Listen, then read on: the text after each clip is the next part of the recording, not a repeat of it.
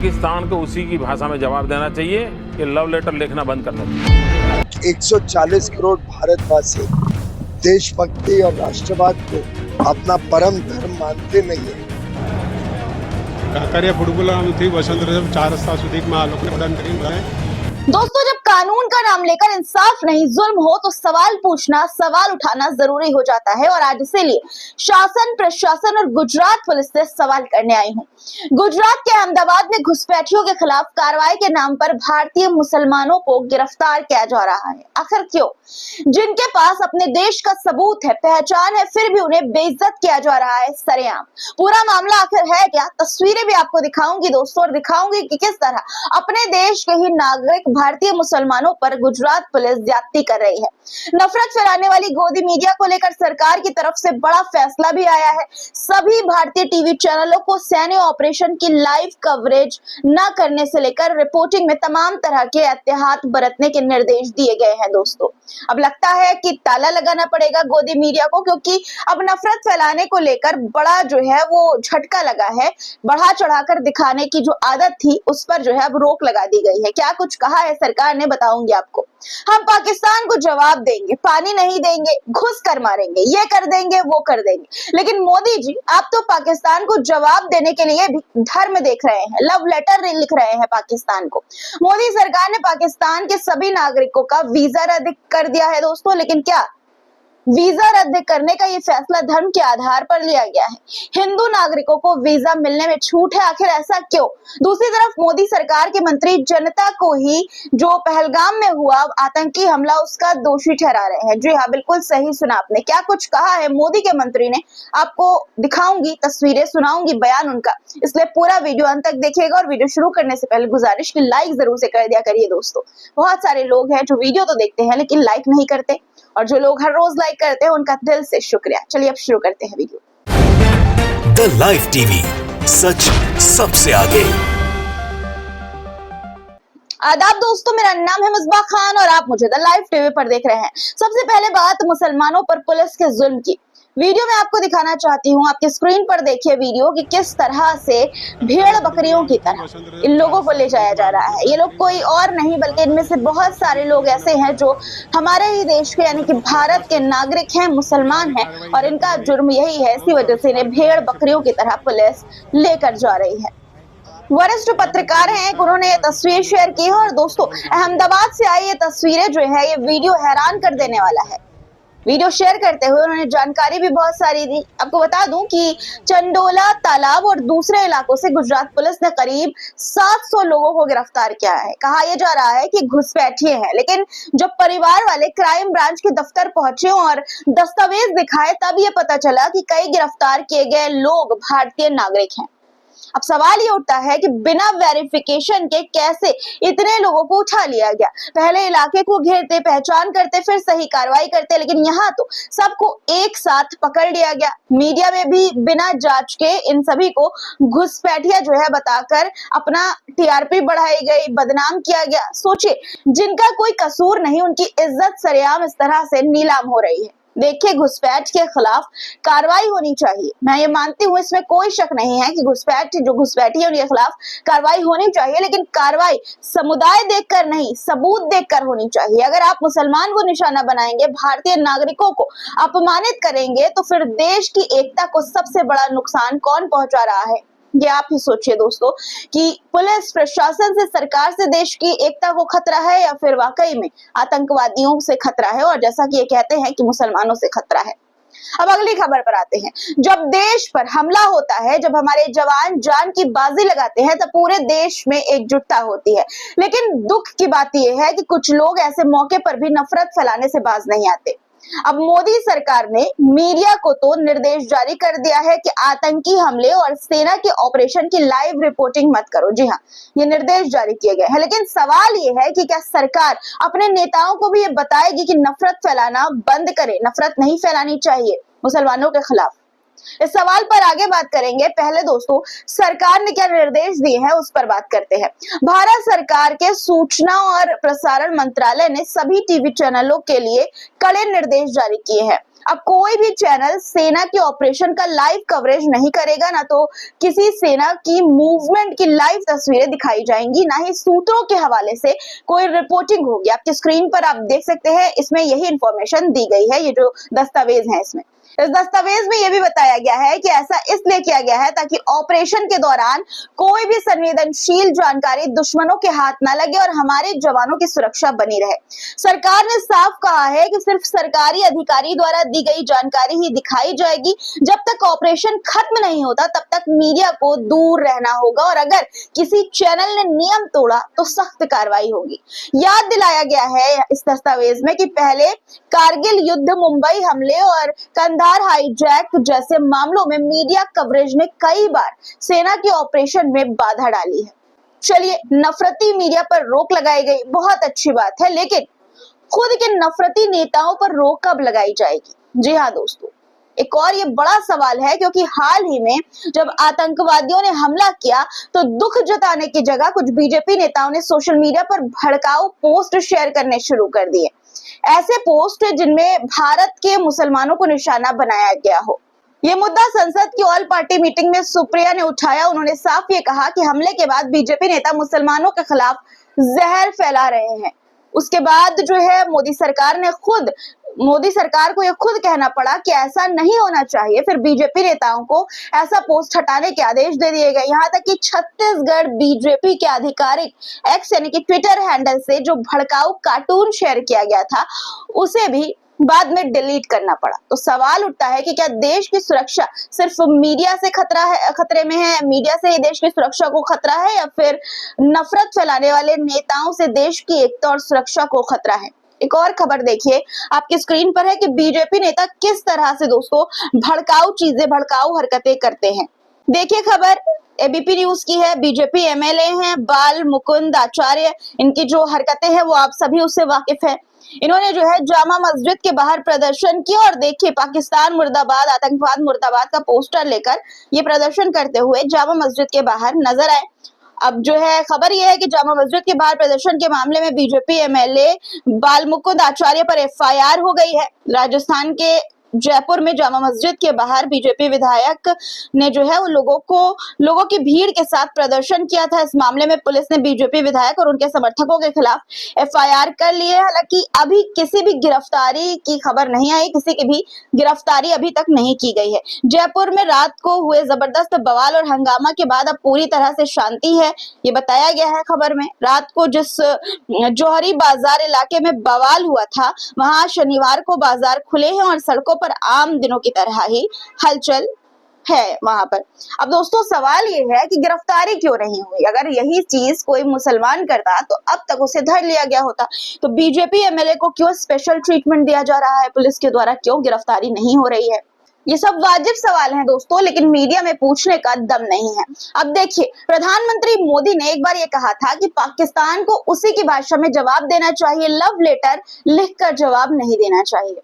देख लीजिए आप कि किस तरह से उन्होंने किस कॉन्फिडेंस के साथ ये बातें कही थी। पाकिस्तान को उसी की भाषा में जवाब देना चाहिए कि लव लेटर लिखना बंद करना चाहिए।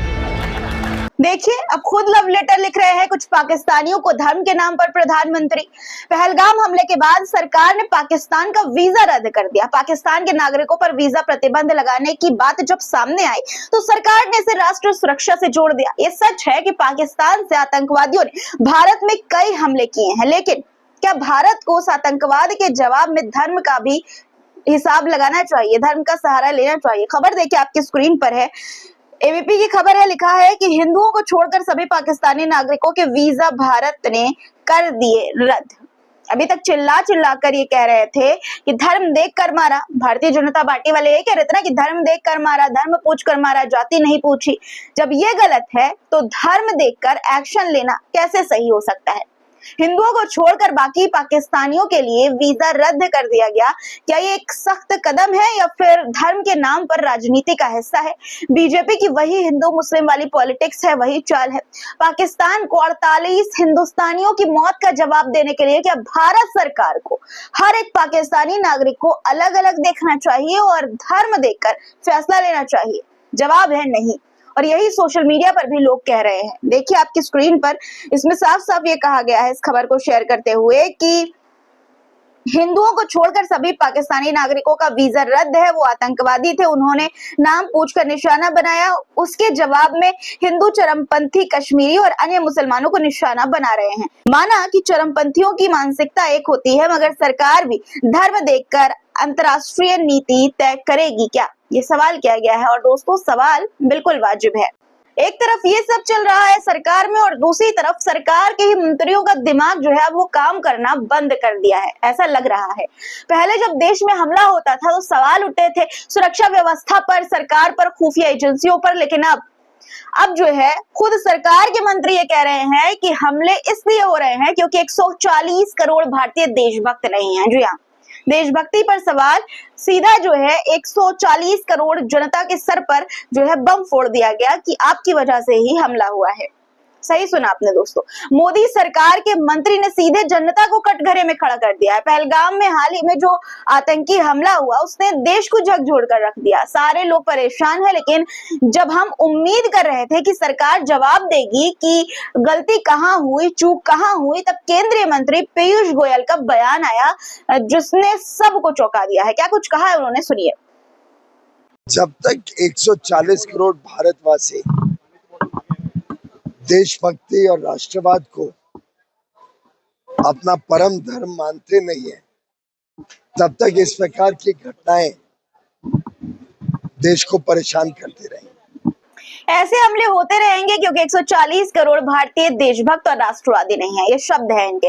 अब सोचे, जब हमला होता है तो जो जान जाती है वो किसी मंत्री की नहीं, आम लोगों की जान जाती है। लेकिन आज सवाल उठाने के बजाय, जवाबदेही लेने के बजाय सरकार के मंत्री ये कह रहे हैं कि गलती तुम्हारी है, यानी कि गलती जनता की है।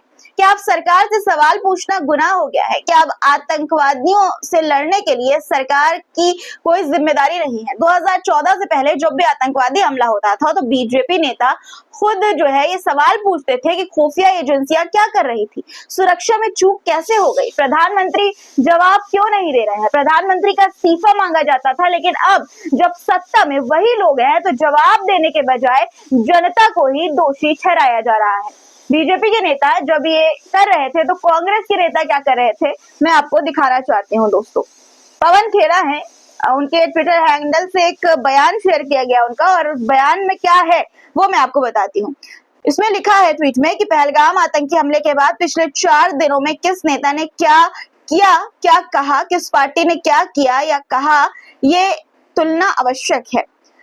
और उन्होंने सारी तुलना की है बाकायदा दोस्तों। लिखा है कि राहुल गांधी जी घायलों से मिलने कश्मीर गए, मोदी जी चुनाव प्रचार करने बिहार गए, कांग्रेस ने कहा कि संकट की इस घड़ी में हम सरकार के साथ खड़े हैं, बीजेपी ने एक मृतक की लाश और उसकी विधवा का कार्टून बनाया, कांग्रेस ने सर्वदलीय बैठक की मांग की, बीजेपी ने सर्वदलीय बैठक से झूठ बोला, कांग्रेस ने सरकार से पाकिस्तान को 2 टूक जवाब देने को कहा, बीजेपी ने इस हमले के लिए देशवासियों में देशभक्ति की कमी को जिम्मेदार ठहराया। पाकिस्तान इस हमले से यही हासिल करना चाहता था कि कश्मीरियों की रोजी रोटी पर हमला हो और भारत में हिंदुओं और मुसलमानों के बीच विवाद बढ़े। हमले के तुरंत बाद संघ समर्थित संगठनों ने ठीक वही किया जो पाकिस्तान चाहता था, देश भर में कश्मीरी छात्रों को धमकियां दी और भारत के मुसलमानों के खिलाफ जहर उगला। दोस्तों, ये तो रही पार्टी की बात, नेताओं की बात। ये जो बात है वो सही है एक तरह से, लेकिन ये बात जो है वो नेताओं को समझ में आ गई, विपक्षी पार्टियों को समझ में आ गई, एक्ट्रेस लोगों को भी, एक्टर्स जो है हमारे देश के, उनको भी समझ आ गई। वो भी अब जो है इस चीज को बता रहे हैं, कह रहे हैं कि पाकिस्तान की जो साजिश थी उसे कामयाब मत करो। लेकिन अंधभक्तों को ये बात समझ नहीं आई। देखिए आपकी स्क्रीन पर खबर, अभिनेता सुनील शेट्टी ने जो बयान दिया है वो काफी इस वक्त वायरल हो रहा है। सुनील शेट्टी ने कहा कि कश्मीर हमारा है और देश आतंकियों से नहीं डरता है, हमें उन लोगों के जाल में नहीं फंसना चाहिए जो डर और नफरत फैलाने की कोशिश कर रहे हैं, बल्कि एकजुट रहना चाहिए। उनको दिखाना है कि कश्मीर हमारा था, हमारा है और हमेशा हमारा ही रहेगा। उन्होंने आगे कहा कि हम लोगों को एक यही काम करना है, हमें ये फैसला करना है कि आज से अगली छुट्टी जो होगी हमारी वो कश्मीर में ही होगी और कहीं नहीं होगी। उनको ये दिखाना है कि हम डरे नहीं हैं, और वाकई में डर नहीं है हमारे पास, हमारे अंदर डर नहीं है। मेरी नजर में पहलगाम टेररिस्ट अटैक के बाद ये सबसे स्ट्रॉन्ग संदेश है। बाकी पाकिस्तान को जवाब सरकार देगी। दोस्तों ये लिखा गया है और कुछ लोग सैल्यूट जो है उनकी इस बात पर सुनील शेट्टी की कर रहे हैं। सोचे दोस्तों, इस देश के एक्टर समझ गए, विपक्षी नेता समझ गए, लेकिन भारतीय जनता पार्टी के नेताओं को और जो अंधभक्त हैं, जो 2-2 रुपए के अंधभक्त हैं, उनको ये बातें समझ नहीं आ रही है कि आतंकवाद का कोई धर्म नहीं होता। जी हाँ, कोई धर्म नहीं होता। अभी भी वो कहेंगे कि फिर क्यों सारे जो आतंकवादी हैं वो मुसलमान होते हैं। तो देखिए, सारे आतंकवादी सिर्फ मुसलमान नहीं होते, सारे धर्म के लोग आतंकवादी होते हैं, हिंदू भी होते हैं आतंकवादी। सबूत मैं आपको दिखाती हूँ, साबित करती हूँ। आपकी स्क्रीन पर देखिए, अली शुएब ने एक ट्वीट किया है, और ट्वीट करते हुए उन्होंने क्या ट्वीट है उनका देखिए। एक तस्वीर है जिसमें ये लिखा हुआ है, 3-4 खबरें हैं जिसमें ये बताया गया है कि पाक जासूस कुमार विश्वास गिरफ्तार। कुमार विश्वास, पाक का जासूस जो था, जो हिंदू था, वो गिरफ्तार। एक और खबर इसमें बताई गई है कि आतंकवाद के आरोपी संजय सरोज बीजेपी में शामिल, 2018 में लश्कर तैयबा के लिए टेरर फंडिंग के आरोप में जेल में था। सोचिए दोस्तों, कौन है ये? हिंदू हैं, संजय सरोज नाम है, लश्कर तैयबा की टेरर फंडिंग में जो है ये शामिल आरोपी थे, जेल में भी थे, और भारतीय जनता पार्टी ने इस आतंकवादी को अपनी पार्टी में शामिल कर लिया। एक और खबर देखिए, 3 तस्वीरें आप देख रहे होंगे उस पे, संदीप शर्मा, ध्रुव सक्सेना, निशांत अग्रवाल, ये तीनों क्या नाम है? हिंदुओं के नाम है। और आगे क्या लिखा है? ये तीनों गद्दार ISI पाकिस्तान के लिए जासूसी करते हुए ये तीनों जो हैं वो पकड़े गए हैं। एक और देखिए, पाकिस्तान को रक्षा संबंधित गोपनीय जानकारी दे रहा था BIL इंजीनियर दीप राज चंद्रा, घर दबोचा उसको। बीते कुछ दिनों में तीसरा मामला आया सामने। अब सोचिए दोस्तों, ये लोग कौन है? हिंदू हैं। एक और खबर देखिए, 2019 की एक खबर है जहां पर लश्कर का संदिग्ध आतंकी सौरभ शुक्ला गिरफ्तार किया गया था। प्रयागराज से इसे गिरफ्तार किया गया था। इस पर जो है 25,000 का इनाम भी घोषित था, और इसीलिए कहा जाता है कि आतंकवाद का कोई धर्म नहीं होता। अब जो भारतीय जनता पार्टी के समर्थक हैं, जो ट्रोलर हैं, इन खबरों पर, इन आतंकवादियों पर क्या कहेंगे, जरा कमेंट में बताएं। इन लोगों को धर्म ही दिखता है कि जो जिसने मारा, धर्म पूछकर मारा, वो मुसलमान था, इस्लाम को मानने वाला था। लेकिन इन लोगों को ये नहीं दिखता कि जिन लोगों ने उन हिंदुओं की मदद की वो मुसलमान थे। जी हाँ, मदद करने वाला, जान बचाने वाले भी मुसलमान थे। देखिए, एक तस्वीर मैं आपको दिखाना चाहती हूँ।